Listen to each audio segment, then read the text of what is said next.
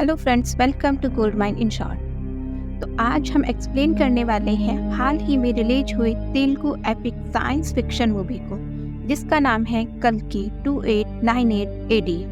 ये मूवी काफ़ी इंटरेस्टिंग है, जो महाभारत के टाइम को आज की एडवांस टेक्नोलॉजी से जोड़ती है। तो टाइम वेस्ट ना करते हुए कहानी स्टार्ट करते हैं। तो कहानी की शुरुआत होती है महाभारत के युद्ध के अंत को दिखाते हुए, जहां पर भीषण तबाही मची हुई थी। हर तरफ सैनिकों की लाशें और मिट्टी में खून से भरी हुई पड़ी थी। जिस बीच कौरवों का एक योद्धा चल रहा था, जिसका नाम होता है अश्वत्थामा। अश्वत्थामा इतने गुस्से में होता है कि वो अर्जुन के बेटे अभिमन्यु की बीवी उत्तरा के गर्भ में पल रहे बच्चे की तरफ एक ब्रह्मास्त्र चला देता है। और भगवान श्री कृष्ण अश्वत्थामा के इस एक्ट से बहुत ही ज्यादा गुस्सा हो जाते हैं। कृष्ण भगवान अश्वत्थामा के माथे की मणि को निकालते हुए उसको श्राप देते हैं कि वो मरेगा नहीं, सड़ेगा, उसके शरीर को कीड़े खाएंगे, उसके माथे से खून बहता रहेगा, उसका कोई भी घाव कभी नहीं भरेगा।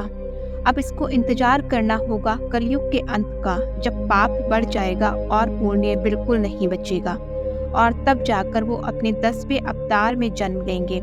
जैसे उसने आज एक गर्भ को उजाड़ने की कोशिश की है, वैसे ही भविष्य में उसको उस लेडी का घर बचाना पड़ेगा, जिसके अंदर उसका 10वां अवतार बनेगा, और तभी उसका ये श्राप खत्म होगा। और ये जो मणि होगी, ये खुद ब खुद उसके पास पहुंचकर चमकेगी, उसे इशारा करेगी कि हाँ, अब वक्त आ चुका है। और खैर, अब इसके बाद कहानी आती है 2898 एडी में, यानी कि महाभारत के समय से आज तक कुल मिलाकर 6000 वर्ष महाभारत हुई थी, 3102 बीसी में, और यह कहानी है 2898 एडी की। टोटल टाइम होता है 6000 वर्ष। अब हम एक ऐसी धरती को देख पाते हैं जहां पर सब कुछ तबाह हो चुका है।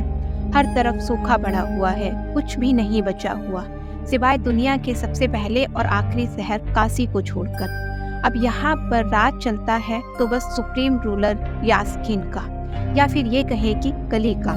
अब यहाँ पर एक मेगा स्ट्रक्चर बनाया गया है, जिसको कॉम्प्लेक्स बोला जाता है, जो कि एक असल में उल्टा पिरामिड है। कॉम्प्लेक्स के बाहर के कमांडर का नाम है मानव, जो कि यास्कीन का प्यादा है। और ये जो वक्त है, वो एक ऐसा वक्त है जहाँ पर इंसानियत खत्म है, पीने को पानी नहीं है, खाने को खाना नहीं है।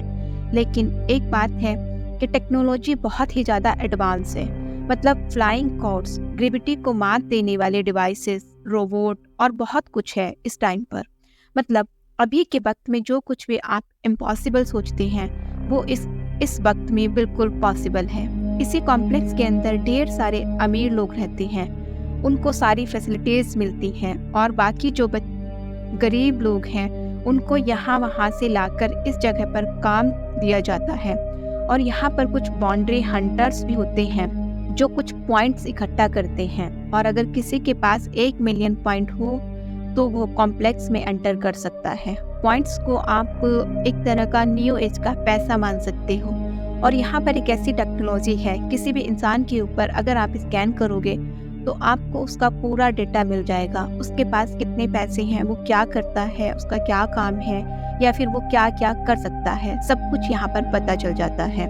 अब इस दुनिया के अंदर, इस वक्त के अंदर औरतों का बहुत बुरा हाल है, स्पेशली जो वर्जिन है, क्योंकि ये जो यास्कीन है वो एक तरह से कली डीमन है। वो खुद को भगवान मानता है, और 200 साल से ज़्यादा उसकी उम्र है, और वो हर एक फीमेल को अपने ही सीड से प्रेग्नेंट करता है। असल में उसको एक ऐसी लड़की चाहिए जो कि उसके सीड को 120 दिन से ज़्यादा अपने गर्भ में रख सके, और फिर उसके गर्भ को एक्सट्रैक्ट करके वो एक सीरम बनवाता है, ताकि वो खुद को सबसे शक्तिशाली बना सके। बट कोई भी लड़की अभी तक ऐसी जिंदा नहीं है जो कि 100 दिन से भी ऊपर इसकी सीड को संभाल सके, यानी कि सीड को 100 दिन से ऊपर संभाल पाना बहुत मुश्किल था। अब होता यह है कि या तो ये लड़कियां खत्म हो जाती हैं, या फिर बच्चा खत्म हो जाता है, या फिर कहें कि दोनों ही खत्म हो सकते हैं। और फीमेल्स के यहाँ पर यही हालत है। इसीलिए बाउंड्री हंटर्स पॉइंट के लिए छोटी लड़कियों को यहाँ पर फिर लाते हैं, और फिर वर्जिन लड़कियों को अलग कर दिया जाता है कि उनके अच्छे खासे पॉइंट्स उनको मिलते हैं। और उन सभी का एक ही मकसद था कि उन्हें कॉम्प्लेक्स के अंदर एंट्री मिल जाए। क्योंकि इस कॉम्प्लेक्स के अंदर एक अलग ही दुनिया चल रही थी। बाहर तो सब कुछ खराब था, जो असल दुनिया है, लेकिन अंदर सब कुछ एकदम एडवांस और बढ़िया था।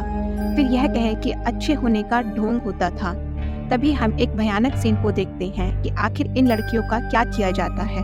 तो लड़कियों को प्रेग्नेंट किया जाता है और तभी हम देखते हैं कि एक 90 डेज की प्रेग्नेंट लड़की को जिसे लैब में ले जाकर उसे एक ट्रायंगल चैम्बर में लिटाया जाता है, जहां पर एक स्नेक लाइक सेक्शन पाइप उसके गर्भ से सीरम एक्सट्रैक्शन का काम कर रहा होता है। जिसके बाद उस लड़की को जलती भट्टी में जला दिया जाता है और ऐसा लगता है कि वो मारी गई होगी, जिसके चलते उसे बेस्ट करार दे दिया गया और भट्टी में जला दिया गया। और न जाने अब तक कितनी ऐसी लड़कियों को जलाया गया होगा, लड़कियों के साथ ऐसा हो चुका था। खैर, अब उस लड़की का सीरम यास्कीन के पास कमांडर मानस, साइंटिस्ट और वेद पुराण पढ़ने वाला काउंसलर बानी लेकर जाता है, लेकिन इस सीरम से उसे कुछ खास असर नहीं होता। अब होता यह है कि यास्कीन अचानक से ही पानी में गिर पड़ता है और उसमें सीरम नहीं था बल्कि जहर था, लेकिन ऑब्वियसली वो यहाँ पर बच जाता है। यहाँ पर वो ये कहता है कि आज काफी टाइम के बाद मृत्यु का सामना हुआ है, किसी ने काफी समय बाद उसे मारने की कोशिश की है। असल में ये सब कमांडर के साइंटिस्ट ने किया था, क्योंकि वो भी समझ गया था कि ये सब कुछ गलत है। लेकिन ऑब्वियसली यास्कीन के हिसाब से ये नए कल का आरंभ था, तो साइंटिस्ट को अपनी जान से हाथ गंवाना पड़ता है। अब सब ये सोच रहे होंगे कि कितना पाप बढ़ गया है, तो क्या कहीं पर भी पुण्य नहीं बचा? ऐसा नहीं है। असली भगवान को मानने वाले कुछ लोग आज भी जिंदा हैं, जिनको रेबल्स कहते हैं। ये लोग असल में संभाला में रहते हैं, जो कि सबसे छुपा हुआ शहर है।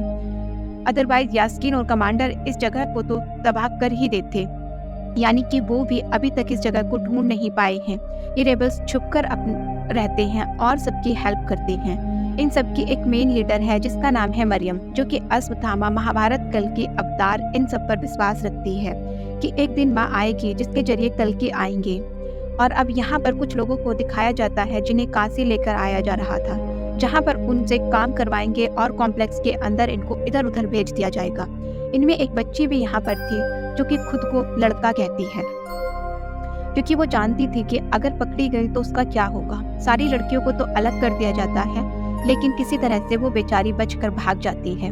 अब हम रेबल्स के बीच में दिव्या नाम की एक लड़की को देखते हैं, जिसका किरदार मृणाल ठाकुर ने निभाया है, जिसके पास एक रेबल आता है जो कि अश्वत्थामा की वही मणि लेकर आया था, क्योंकि असल में दिव्या प्रेग्नेंट थी और चंबाला में ऐसा माना जाता है कि कल की भगवान पास होंगे तो ये मणि चमकेगी, लेकिन ऐसा कुछ नहीं होता। यानी कि दिव्या प्रेग्नेंट तो थी, लेकिन कल की भगवान उसके गर्भ में नहीं थी और बाउंड्री हंटर उनको पकड़ लेते हैं और वो मणि वहीं पर गिर जाती है।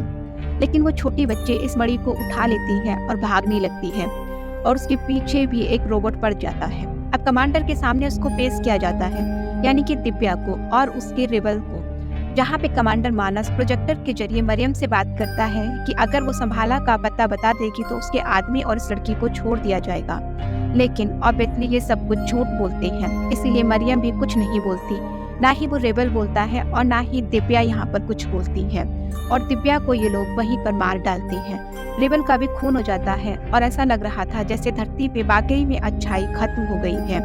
अब तभी हमारी मुलाकात एक और बाउंड्री हंटर से होती है, जिसका नाम है भैरवा, जिसका रोल प्रभास ने किया है। भैरवा की एक रोबोट कार AI बुज्जी होती है, जो कि एक लड़के को 5000 पॉइंट्स के बेसिस पर एनालाइज करती है, जो कि उसी ट्रक के अंदर आया था जहां पर उस छोटी बच्ची भी थी, यानी कि वो छोटी लड़की जो कि भाग गई थी। अब यहाँ पर हर एक बाउंड्री हंटर की यही इच्छा है कि वो 1 मिलियन पॉइंट करके कॉम्प्लेक्स में चला जाए। सेम यहाँ पर भैरवा का भी सपना था। अब भैरवा यहाँ पर खूब लड़ाई करता है और उस लड़के को कैप्चर कर लेता है, क्योंकि वो एक बहुत ही अच्छा फाइटर होता है और उसको बचपन से ही कैप्टन ने पाल पोस कर बड़ा किया था। लेकिन कैप्टन उसको ही बेचने वाला होता है, बट उससे पहले ही भैरवा कैप्टन को बेच देता है। लेकिन फिलहाल वो कर्जे में है, रेंट नहीं दे पाता, लोगों के पॉइंट्स नहीं लौटा पाता, और भैरवा का बस एक ही सपना है कि उसको भी कॉम्प्लेक्स के अंदर जाना है, वहाँ पर रहना है और कुछ नहीं। और उसको एक लड़की बहुत पसंद करती है जिसका नाम रॉक्सी है। रॉक्सी को अब 70 दिन का कॉम्प्लेक्स में काम करने का एक अपॉइंटमेंट मिलता है, और तब जाकर भैरवा उसे ये रिक्वेस्ट करता है कि वो उसको वहाँ पर अपने साथ लेकर चले, जिसके चलते वो उसके लिए एक टेम्परेरी वाला 1 घंटे का पास बनवाती है। लेकिन वहाँ पर जाते ही हम देख पाते हैं कि आर्टिफिशियल दुनिया वहाँ पर कैसे बनाई गई है। वहाँ पर समुद्र है, जंगल है, सब कुछ है।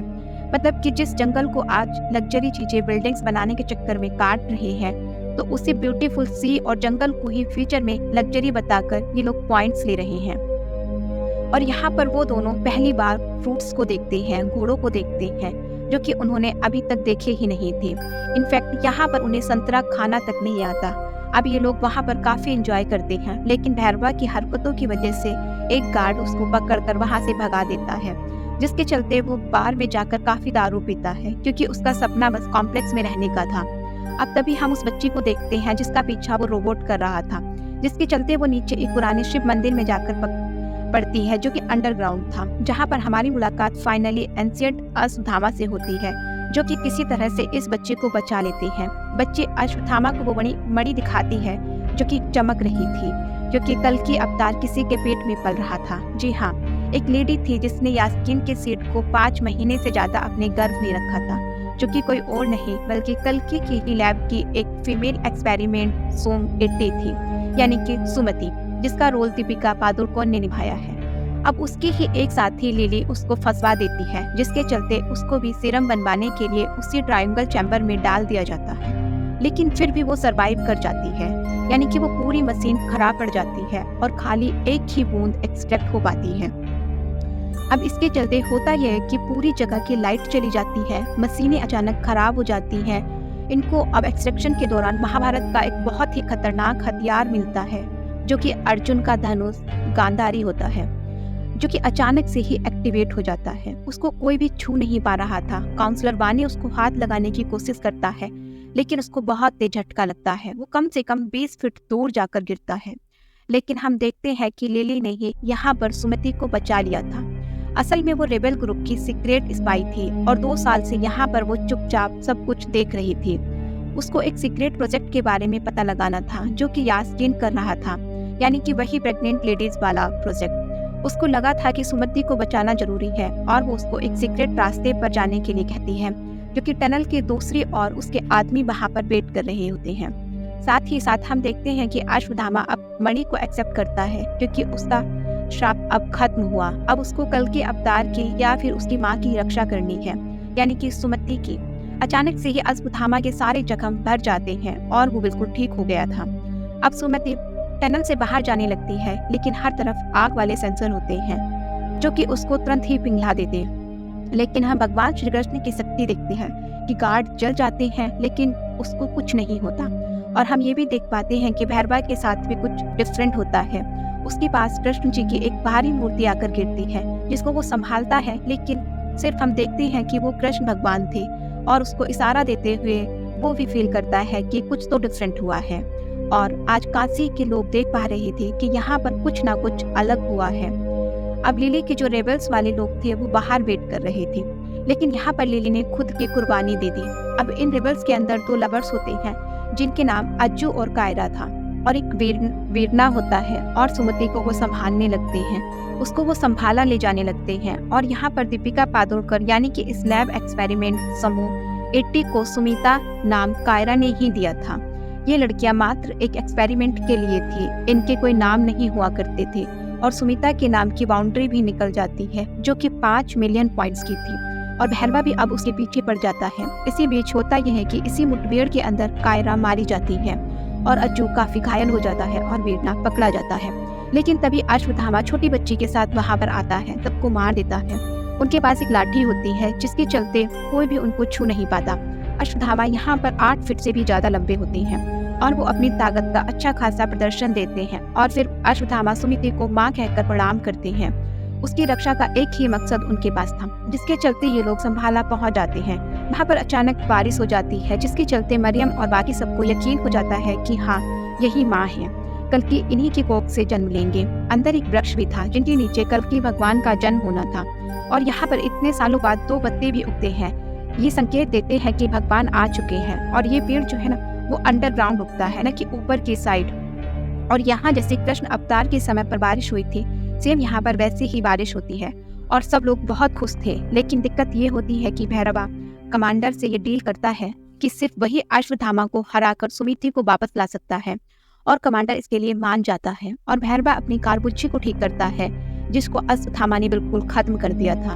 अब आप यहाँ पर ये सोच रहे होंगे कि भैरवा आखिर संभाला कैसे जाएगा, क्योंकि संभाला ऐसे ही खुद से कोई नहीं जा सकता। संभाला चाहेगा तभी वहाँ पर कोई एंटर कर सकता है। असल में भैरवा के पास एक रेबेल होता है जो कि संभाला का पता जानता है, और ये वही लड़का है जो कि काशी उस ट्रक में आया था और भैरवा ने 5000 पॉइंट के लिए बचा के रखा था। वो भैरवा का बहुत ही बड़ा फैन होता है और वो उस पर यकीन करके उसको वहां पर ले जाता है।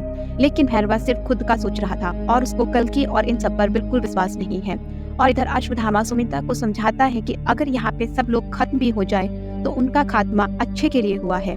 अभी मेन बस ये है और कल्कि है। भगवान का जन्म खास नक्षत्रों में होना है जो कि बहुत करीब है, और इसीलिए वो हमेशा उसकी रक्षा करेगा। अश्वत्थामा अपनी छड़ी यानी कि लाठी का राज भी बताता है कि ये लाठी नहीं है बल्कि उनके प्रिय मित्र सबसे ताकतवर योद्धा कर्ण का धनुष है, और इस धनुष का नाम विजय है यानी कि विक्ट्री। और ये धनुष कर्ण को किसी और ने नहीं बल्कि स्वयं परशुराम जी ने दिया था। लेकिन अश्वत्थामा का ये कहना था कि अब कर्ण नहीं रहा तो ये मात्र एक बूढ़े व्यक्ति की लाठी बन गई है। अब अगले सीन में दिखाया जाता है कि संभाला के अंदर भैरवा के साथ साथ ढेर सारे कॉम्प्लेक्स के लोग और कमांडर मानस भी आ जाते हैं, जिसके पास यास्कीन का बनाया हुआ एक हथियार था जो कि संभाला के सारे हथियारों को खत्म कर देता है, यानी कि मेन चीज को खत्म कर देता है। और भैरवा और अश्वत्थामा खूब लड़ते हैं और अश्वत्थामा उसको हरा भी देता है, लेकिन कमांडर मानस मरियम को मार डालता है। अब कमांडर से बचने के चक्कर में सुमित्रा फ्लाइंग मशीन से ऊपर से नीचे गिर पड़ती है, लेकिन उसको अश्वत्थामा और भैरवा मिलकर बचाते हैं। दोनों के पास अपने अपने मकसद थे। लेकिन तभी वहां पर कमांडर आकर अश्वत्थामा को कैद कर लेता है। अब भैरवा बेहोश जहाँ पर हुआ था वहां पर अश्वत्थामा की लाठी पड़ी हुई थी और सुमित्रा को कमांडर लेकर जा रहा होता है। लेकिन तभी वहां पर जो वृक्ष होता है उसकी एक पत्ती उस लाठी पर पड़ती है, जिससे कि वो लाठी भैरवा के हाथ में आते ही एक्टिवेट हो जाती है। और बस तब जाकर हमको पता चलता है कि असल में भैरवा कोई और नहीं बल्कि कर्ण है, क्योंकि कल्कि पुराण के हिसाब से जो कल्कि होंगे उनको कर्ण के कवच और कुंडल मिलेंगे। तो मेरे ख्याल से यहाँ पर उस चीज को जोड़ने की कोशिश की गई है, मतलब कि शायद यहाँ पर ये दिखाया गया है कि चलो यहाँ पर कर्ण के कवच और कुंडल नहीं लेकिन खुद कर्ण आ चुके हैं, जैसे उन्होंने अश्वत्थामा को महाभारत में अर्जुन के बाणों से बचाया था। आज भी वो वैसे ही करता है और यास्कीन के एनर्जी बीम को अपनी विजय धनुष से काटते हुए कमांडर को मार डालता है। लेकिन धनुष हाथ में ना होने की वजह से उसको फिर से यही लगता है कि वो भैरवा है, यानी कि कुछ टाइम के लिए उसको याद आता है कि वो कौन था। लेकिन जैसे ही उसके हाथ से विजय धनुष छूट जाता है उसको फिर से याद आता है कि वो तो भैरवा है। और आपको अब यहाँ पर एक बात और क्लियर हुई होगी कि अश्वत्थामा से अब तक जो भी कोई लड़ रहा था वो मारा गया था, लेकिन यहाँ पर भैरवा ही था जो कि बच गया था, जिसका रीजन ये है कि वो खुद कर्ण है। अब इन सब के चलते वो बुज्जी के साथ फिर से सुमित्रा को लेकर जाने लगता है। यास्कीन के पास में अश्वत्थामा उसको रोकने की कोशिश करता है, लेकिन टेक्नोलॉजी काफी एडवांस थी और वो उसको चकमा देकर वहां से निकल जाता है। संभाला का बहुत बुरा हाल हो चुका था, हर तरफ तबाही मची हुई थी। ऐसा लग रहा था कि वहां पर मिनी महाभारत हुई हो। अश्वत्थामा को समझ आ जाता है कि भैरवा उसका मित्र कर्ण रूप में है, लेकिन उसको चीजें ठीक से याद नहीं है। और अब अश्वत्थामा की जिम्मेदारी है कि वो कर्ण को सारी चीजें फिर से याद दिलाए कि वो कौन है, ताकि यास्कीन को हराने में और कल्कि के जन्म में वो उनकी हेल्प करे। और ऐसा माना भी गया है कि यहाँ पर 7 चिरंजीवी लगेंगे कली को हराने के लिए। और हम नोटिस करते हैं कि एक पोस्ट क्रेडिट सीन को ये कहें कि मिड क्रेडिट सीन को यास्कीन को वो सुमित्रा वाले सीरम की एक बूंद मिल जाती है, जिसको वो इंजेक्ट करते ही काफी हद तक सही हो जाता है। उसको ऐसा नशा या फिर कहें कि ऐसी शक्ति आज तक नहीं मिली थी। तब जाकर उसका शरीर बिल्कुल स्वस्थ हो जाता है और वो ये कहता है कि सुमित्रा को लेने और कल्कि के जन्म को रोकने के लिए अब वो खुद जाएगा। और उसके अंदर इतनी पावर आ जाती है कि वो गांडीर धनुष तक को भी उठा लेता है। उसके पीछे हम 6 हाथों को देख पाते हैं, यानी कि यहाँ पर वो एक फॉल्स कोड की तरह खुद को दिखा रहा था। वो दिखाता है कि मैं कितना महान हूँ। यहाँ पर वो कृष्ण भगवान को चेतावनी देने की कोशिश कर रहा था। और अब आप ये भी सोच रहे होंगे कि जब मशीन इस गांडीव को नहीं उठा पाई, इंसान नहीं उठा पाए, तो यहाँ पर यास्कीन ने ऐसा कैसे कर दिया, जो उसके अंदर कल्कि अवतार की एक बूंद चली गई थी, यानी कि उनकी एनर्जी चली गई थी, जिसके चलते शायद वो उसको उठा पाया। और अब हम ये भी नोटिस करते हैं कि उसके शरीर से जुड़े हुए जो लाइफ वाले तार हैं वो भी अलग हो जाते हैं और उसके इर्द गिर्द हम 6 मैजिकल ऑफ को देख पाते हैं, या फिर ये कहें कि 6 उड़ते हुए गोलों को देख पाते हैं, जो कि शायद काम, क्रोध, मद, लोभ, मोह और अहंकार को दर्शाते हैं। और कली वो इन सब गलत कामों के अंदर बसता है, जैसे कि स्लॉटर, अल्कोहल, गोल्ड, प्रोस्टिट्यूशन और ये सब जो चीज़ें आती हैं, इनके अंदर का जिक्र करा गया है कि इन्हीं सब के चलते इंसान का दिमाग खराब होता है और हमें दिखाया भी जाता है कि कल्कि का इन सब पर कंट्रोल है। और यहाँ पर ये जो कॉम्प्लेक्स है, ये सारी चीज़ें हैं, यही दर्शाते हैं कि कल्कि कैसे खुद को यहाँ पर सबके ऊपर मैनिफेस्ट कर रहा था और इन्हीं सब से उसे शक्ति मिलती है और तभी हमारी धरती का यह हाल हुआ है। यही दर्शाता है कि कल्कि कैसे खुद को यहाँ पर सबके ऊपर मैनिफेस्ट कर रहा था और इन्हीं सब से उसे शक्ति मिलती है और तभी हमारी धरती का इतना बुरा हाल हुआ है। जो कुछ भी इस मूवी के अंदर दिखाया गया था वो आज के कलयुग की सच्चाई थी और यहीं पर ये मूवी खत्म हो जाती है। अगर आपको मेरी एक्सप्लेनेशन और वीडियो पसंद आई हो तो वीडियो को लाइक करें और हमारे चैनल को सब्सक्राइब करें। And finally thanks for watching.